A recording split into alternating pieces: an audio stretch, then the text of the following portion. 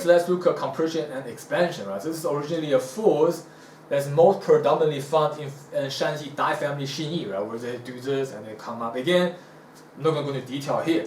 So how is this good for your health? I've actually came across students who initially, right, they have good posture, the head is upright, their body is upright, but their body is actually so stiff, their spine cannot compress.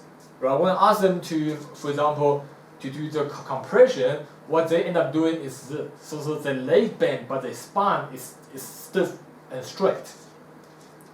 And while that might not seem like a problem because they're not experiencing pain or any discomfort, but you have to know that when your body is stiff like that, the circulation must not be as good as it should be.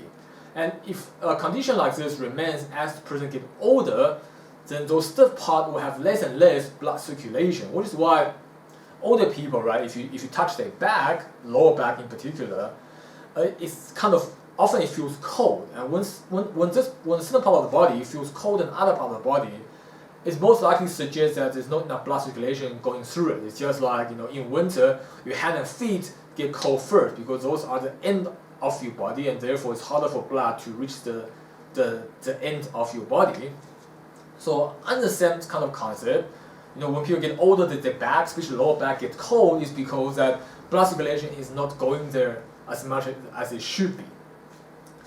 However, if you practice compression expansion and you allow your whole spine to be able to compress, right, everything bend and straighten up, then in a sense you are basically increasing the range of motion on your entire spine. And in doing so, you're basically again forcing blood to flow through part of the body that you suddenly use, if ever, during your normal everyday life, right? Because our lower back is very suddenly used, and when we do use it, we're basically using it to pick up stuff, which means we have to keep it stiff. But the range of motion, the flexibility on the spine, is something that not a lot of exercise focuses on.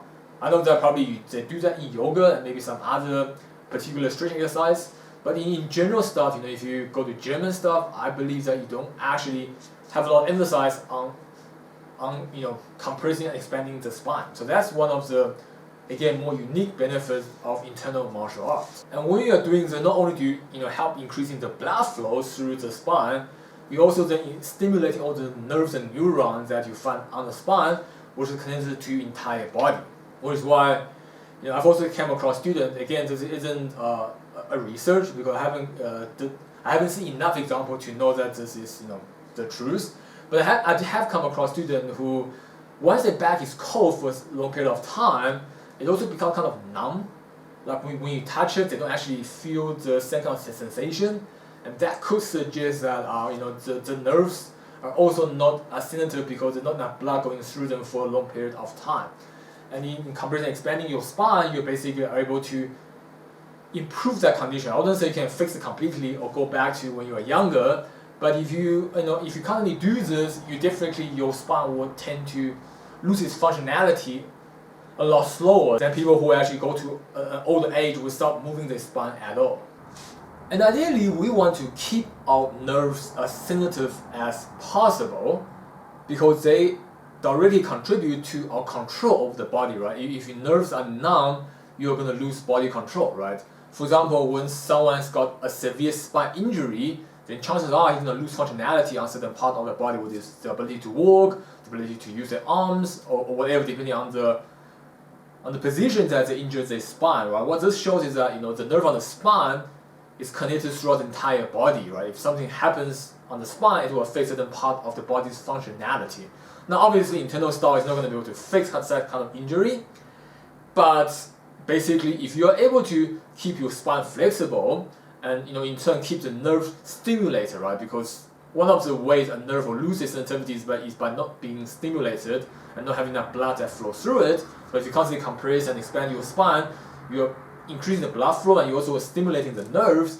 Then in that sense, we're able to keep our nerve sensitive and in turn keep our body functions for a longer period of time as we age.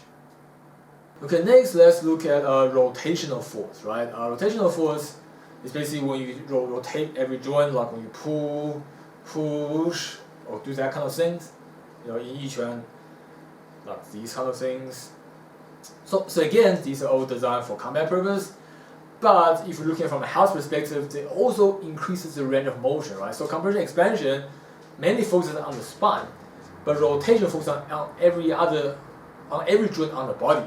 So previously when we were talking about opening the shoulder blade and the hips, those are the main focus when we're talking about opening and closing mechanic of the fundamental forces. But in any legitimate style, eventually you will want to stretch every single joint. So for example, right, in chain style, you have here, here, and as you stretch your hands out, you're actually not only stretching the shoulder blades and the hip joints, but your head, your tailbone, your whole arm, everything is kind of pulling out. Another example, like in Yi Quan, right, when you're holding the stance, not only are you holding a stance, you're also extending every single joint. From the finger goes this way, the wrist goes that way, the elbow goes this way, the back expands, the head goes up. So in any legitimate internal style, you actually eventually want to extend all your joints, okay? And this, we can understand it as exercising the joint in the horizontal or vertical plane, right? Depending on whether it's your arm or whether it's your torso. So you're basically stretching it vertically and horizontally. Now, rotational force or spiral force adds another plane to our range of motion, okay? So instead of only doing vertical and horizontal, now we're also doing it in a circular manner. And as we've already established, any increase in the range of motion is always more beneficial for our health. And very often, right, the reason you eventually lose your body function as you get older is by not using it. If you're sitting down every day as you get older, then your leg functionality will start to decrease. If you don't, say, rotate your joints, then even though your joints are still able to move because you use them every day, but its functionality on this kind of plane or axis is going to decrease. So on the other hand, if you're constantly rotating your body and stretching your body in every way possible, then eventually you're able to prolong these functionalities for longer, and which means as you age and get older, you're able to maintain these body functionalities, which then contribute to your overall quality of life.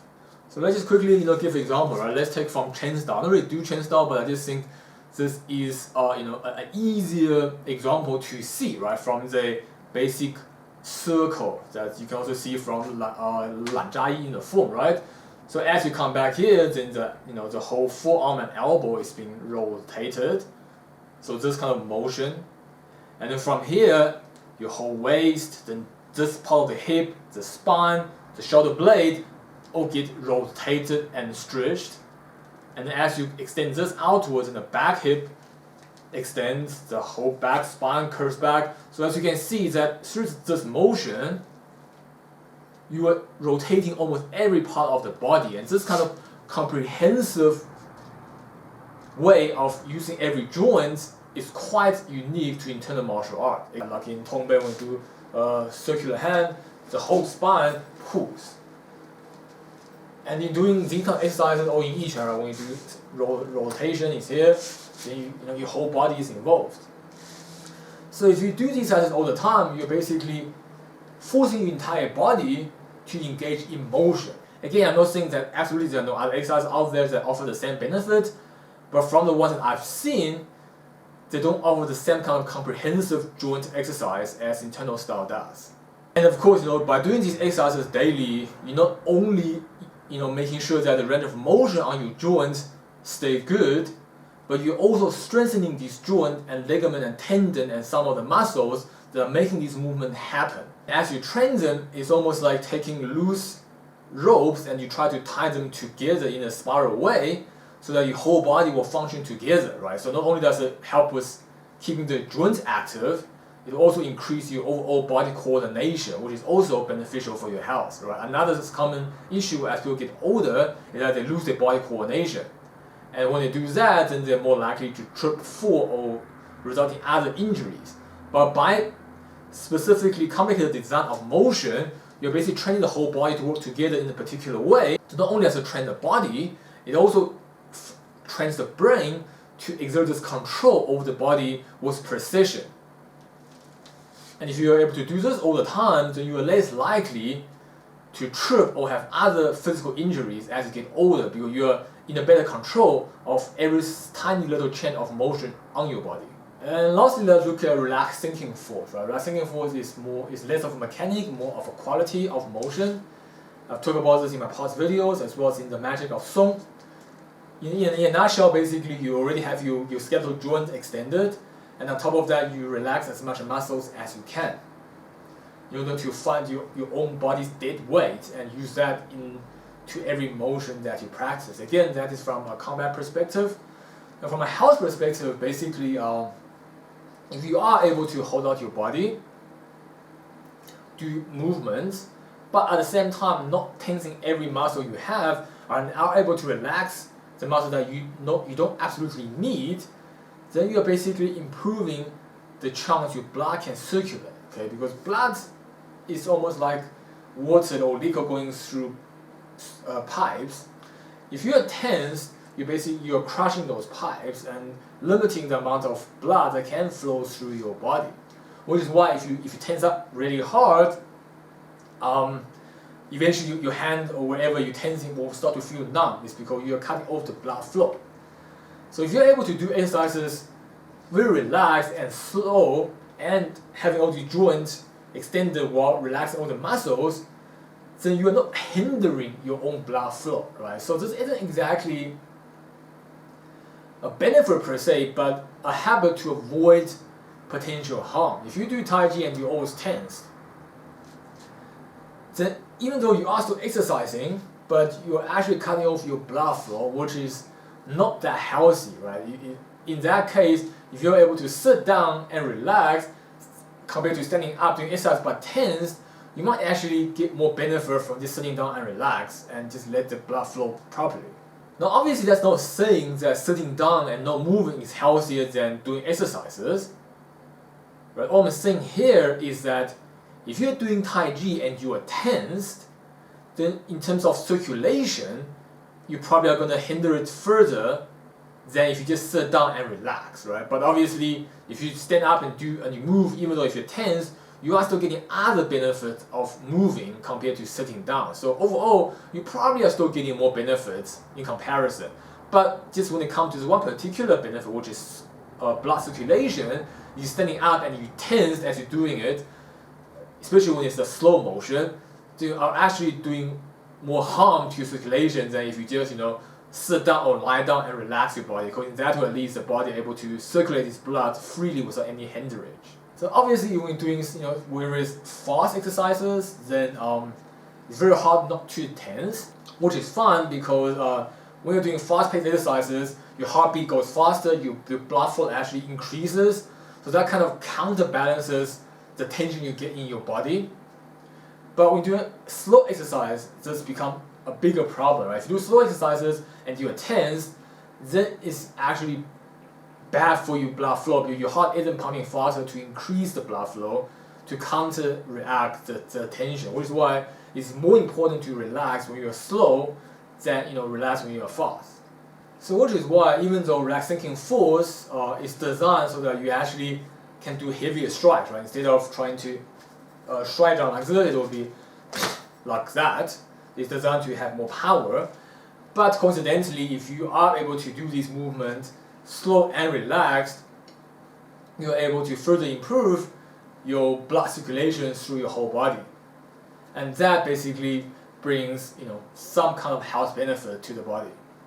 Right, now in case some of you are wondering, then what about Honga, right? In particular iron thread, which is both slow and you tense your body a lot while doing it, would that then in turn be harmful for your circulation?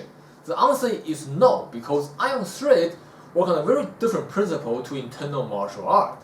Right? It uses specific moves with specific breathing exercises that then kind of forces your circulation to go to a certain part of the body while you shut off other part of your body with tension. So for example, when you are doing something like this,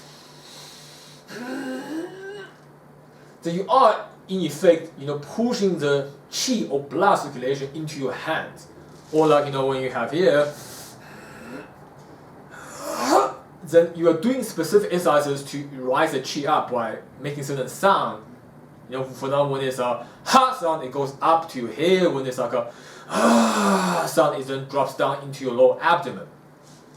So it was a very different principle, right? So what I'm saying here does not relate to any other training method, right? It particularly relates to internal martial art and in particular to Tai Chi.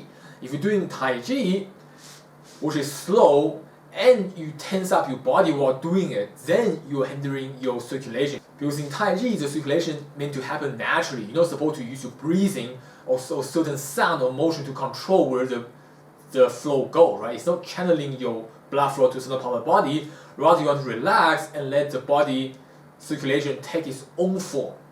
So in this kind of training, if you tense your body, then you are hindering your circulation. Right, so another thing, right, when you're doing a certain exercise that you require a lot of tension, and then after this movement you relax and move on to the next movement with another type of tension, then that's almost like you are compressing your body and its blood flow. Then suddenly when you actually relax, you are releasing it, and that kind of increases the flow for a brief moment of time, and then you tense it up again, right? So blood flow is not necessarily hindered when we have exercises that changes between tension and relaxation. Okay, so that also goes for some chain style lineages where as you can see from the Chen Zhonghua's training, that in certain movements that he will tense up and in others he will relax. So in that sense, it's almost like your body's like a pump. You are cramming it up and then you are releasing it so that the blood suddenly then rushes through due to the change of tension. So that's perfectly fine, right? But when you come to Yang style, which you don't have that kind of tension and relaxation, it is slow and constant speed the whole time. In that case, if you are always tensed, then you are constantly cramping up, the pipes, and the blood, is not going to be able to flow through the body, and that in the long term is bad for your health. So the thing about tension is not true for everything, right? It depending on what particular style or lineage that you practice. For example, in Xing Yi as well, right? If you're doing Xing Yi, but you're doing power generation, then you are doing, tension, and afterwards you are having this moment of relax, and then you're gonna tense up and do power generation again. So again, in that case, then it's not really hindering your circulation. But if you're doing, for example, you're doing it slow, but you're tensed up the whole time, then if you do that for a long period of time, it's bad for your blood circulation. And even then, right, if you ask most of the legitimate lineages of internal martial art, they will tell you that whether it's Tai Chi, Xing Yi, or Bagua, or Yi Quan, or even Wu Xing Tong Bei, right? They will tell you that power generation should remain a smaller portion of your overall training. Let's say you're gonna do this, Pi Quan, or we'll do mid punch. Let's say you're gonna do this 1,000 times today. Then at least 700 of it, depending on different lineages have a different ratio. But for now, in my lineage, at least 700 of it, you need to do it soft and relaxed, and only do real power generation for maybe 300 of it, or sometimes even less, depending on your own physical and health condition. So what this indicates is that while it might not be scientifically proven, but in the old internal style, at least the legit ones, they agree upon the idea that doing too much power generation is more stressful to your body and may affect your health. While if you do it soft and relaxed and have your body completely relaxed, you're only focusing on the skeletal structure and synchronization. In doing that, you're improving your blood circulation, right? In Chinese, we call it improving qi flow.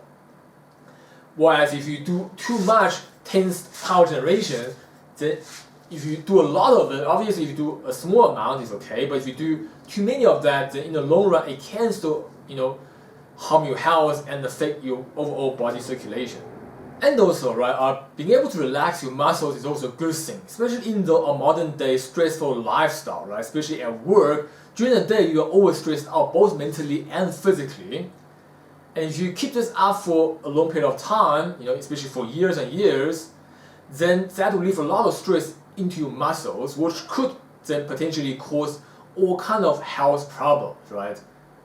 I know quite a few people who have permanent headaches, migraines, or other pains on the body, and it's because of the muscle had been tense for so long that they actually go into constant spasm, or that the neck becoming so tense that the muscle cramps up and affects the nerve, which then causes a type of migraine.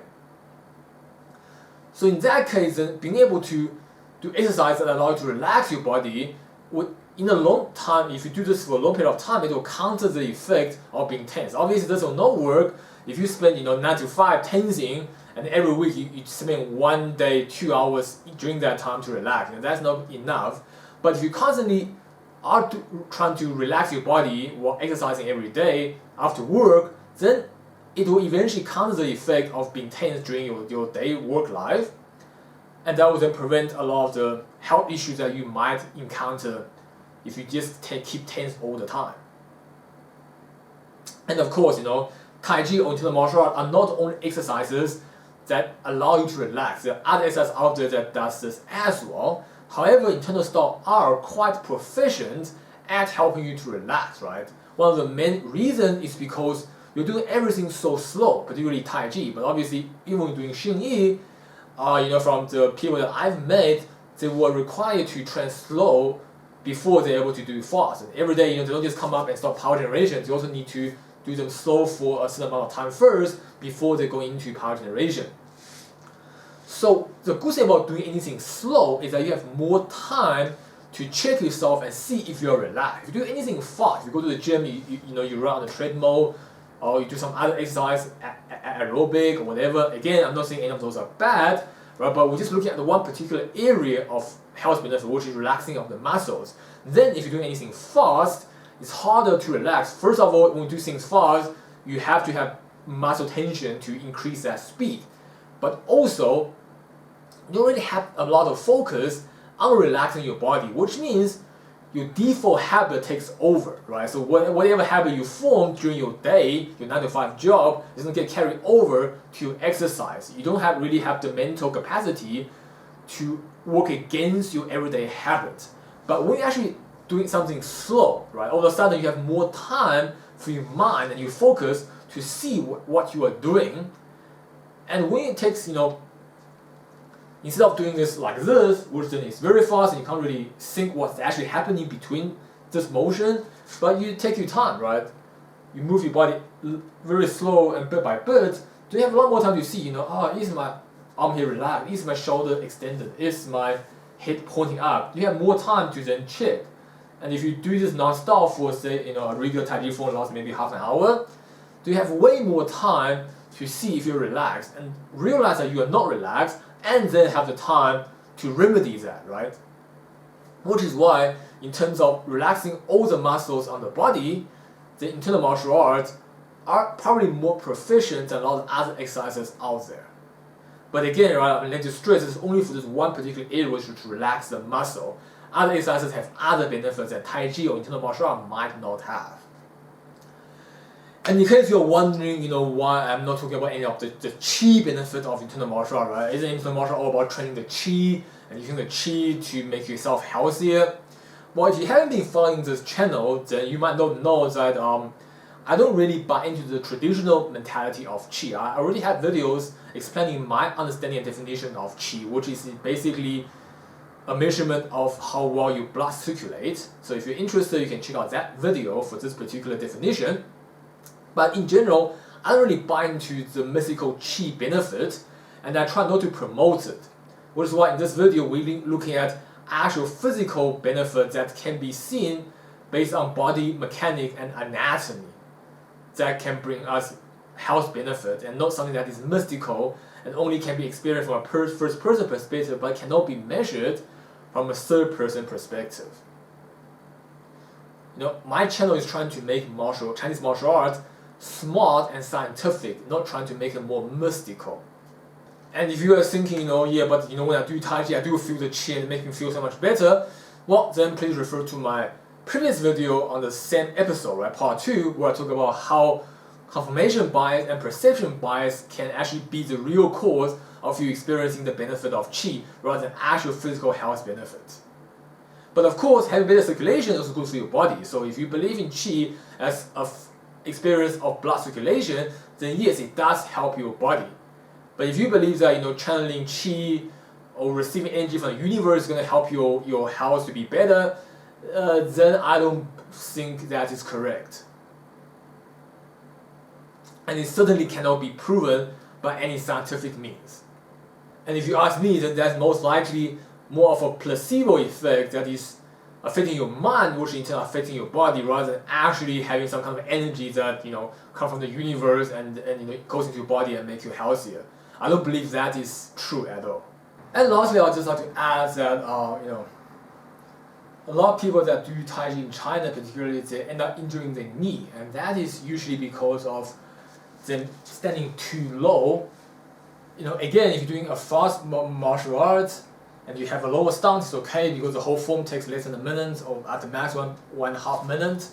But in Tai Chi, where other internal martial art where you spend 10, 20, or maybe 30 minutes non-stop, if you stand in a very low stance, it's actually very bad for your knees. I know there are certain traditional lineages like Zhaobao, I think in particular, they love the low stance, and some of the Chen lineages, they love the low stance. I can't really comment on whether it is necessary for combat purpose, but I do know that especially if you're no longer young, doing that is very bad for your knee, and which is why a lot of these practitioners actually have bad knees when they get older. So the general idea is that you don't want to bend your knees too much. You actually want to keep at a higher stance so that you don't feel a lot of stress in your knees, but at the same time they still gain sufficient amount of stress and exercise. Another thing is that you don't want to overbalance on your knee, which means that you don't want to get to a stance where your knee go past your toes and all your weight is stressing on the knee rather than sitting through your leg, your hip directly onto your heel. Now I know that in Wu family Tai Chi, they do have this concept of 曲中求直, right? You sit straight within tilt or bent. So I'm not quite sure how that works in terms of knees, but so I'm not saying what they do is wrong, but they must have something else that I'm unaware of. But as far as Yang style Tai Chi goes, we don't like the knee to go over the toes. There are balancing purpose and combat purpose behind that, but from health perspective, it's so that the knees doesn't take all the stress, right? You can try this by yourself. If you sit on a bow stance and you start to lean your knee over your toes, you'll find there's more stress on your knees than there is on your foot. But if you keep the knee at the correct angle that's not exceeding the toe, then your weight actually go from your hip and it sits onto your heel or onto the ball of your foot, depending on how your stance goes. And very little actually go to the knee. So the idea is that you don't want to stress your knees out too much. For example, I have a friend that does Hebei style Xingyi. And one of the ways that they test they Santi stance, that they have the student in the Santi stance, and he would stand his 2 feet on the student's hips. And in doing so, and he's quite heavy, he's like 90s something, he's quite heavy. And when he does that, if the student feels stress on the knees, then they're doing it wrong. And basically, if that's the kind of stance they're doing, is do it for a sufficient long period of time, they might end up injuring their knees. So the idea is that you actually want his weight to be passed down onto the feet, right, and from the feet onto the group floor, essentially. So the knees are not trying to hold or to break the floor. It's just a connection point, and the force from his weight need to go directly down to the foot. So that's also another way of looking at how you can do Tai Chi or internal martial art without injuring your knees. So one of the misconceptions is that if you feel more stress and more pain, that's good for you. That's not always true, especially when it comes to the knees. So you actually don't want to feel that much stress. The more stress you feel, the more likely you are going to injure your knees. Alright, so lastly, I'd just like to say that if you're doing Tai Chi without the 4 fundamental forces or without the 10 principles, then essentially you're just doing aerobic that is slow. And in which case, Tai Chi is nothing special. You could have been doing long fist or wide crane or anything else, or any other martial art. If you do it slow, it will be the same. So for Tai Chi to be Tai Chi, or rather internal martial art to be internal martial art, not only you have to do the movement slow or whatever requirement, you also need to build to the body structure, the posturing, the 10 principles if it's Tai Chi, the other requirement when it comes to Xingyi, but ultimately you can summarize that into the 4 fundamental forces of internal. And that's what I believe would qualify someone's exercise to be, whether it's authentically internal or just random movements that are done slow. So while doing any exercise, you get more health benefits than not doing exercise. If you end up wanting to do internal martial art, especially or Tai Chi in particular, you need to realize what kind of unique benefit that you can get from choosing internal martial art and Tai Chi, which I explained as based on the 10 principles or the 4 fundamental forces. And if you're not getting these benefits out from doing internal martial art, then actually that makes no difference. You might as well just doing something else.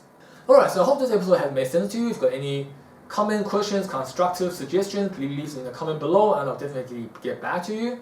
And I hope that everyone will stay safe throughout the festive season. Remember, COVID-19 is still out there, and especially in South Africa, they're actually getting more cases. I think it's 8,000 cases per day now, actually more than the first wave, so it's actually getting more serious. So throughout this Christmas season, I know people want to get together with family and stuff, but still, I would say, keep safety in mind and take precautions whenever you can. I hope everyone will stay safe through this December festival season. If you enjoyed the video, please subscribe me on YouTube channel, and if you can support me on Patreon, that would be greatly appreciated. As always, give a shout out to all my Patreon supporters. Thank you for your support throughout the year. And you are the motivation for me to continue making videos and share my understanding and insight of Chinese martial arts with the community. So thanks for watching TriEssence martial art channel, and I'll see you next time.